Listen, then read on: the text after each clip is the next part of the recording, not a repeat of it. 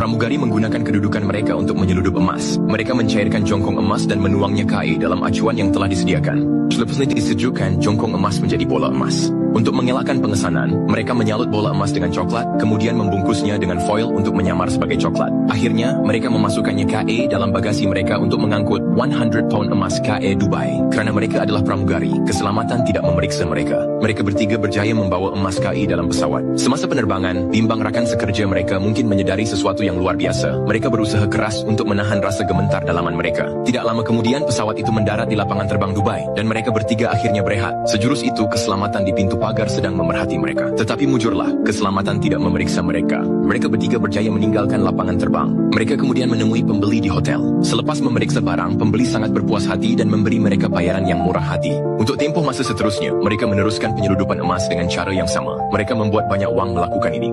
Hanya apabila ketiga-tiga mereka menyangka mereka akan menjadi jutawan, suatu hari sesuatu yang tidak dijangka berlaku. Kali ini mereka tiba-tiba dihalang oleh pihak keselamatan. Ternyata seseorang telah melaporkan mereka. Mereka bertiga dibawa ke bilik soal siasat.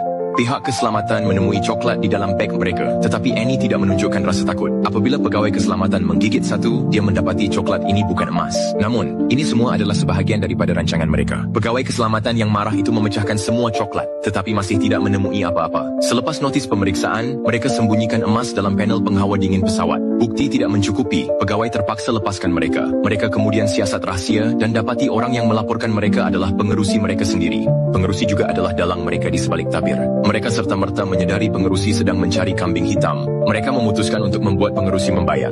Malam itu, mereka bertiga menyamar dan menyusup masuk KA dalam parti pengerusi. Apabila dia tidak melihat, Annie secara senyap-senyap mencuri kunci biliknya. Sementara itu, Lisa pantas menyusup KA bilik pengawasan dan menanam virus dalam sistem utama. Serta-merta, semua kamera di dalam bangunan itu jatuh. Ketiga-tiga mereka kemudian menggunakan kunci bilik untuk memasuki bilik pengerusi, merancang untuk mencuri emas bernilai $300 juta. Apabila mereka membuka kes, mereka mendapati ia kosong. Ketiga-tiga mereka percaya, pengerusi mengkhianati mereka mesti bersedia melarikan diri. Jadi emas harus disembunyikan di jet pribadinya. Mereka memalsukan bukti kerja menyusup masuk ke jet pribadi pengerusi, menambah pil tidur KI dalam air. Selepas pengerusi minum air, dia jatuh pengsan. Mereka segera masuk KI dalam kabin.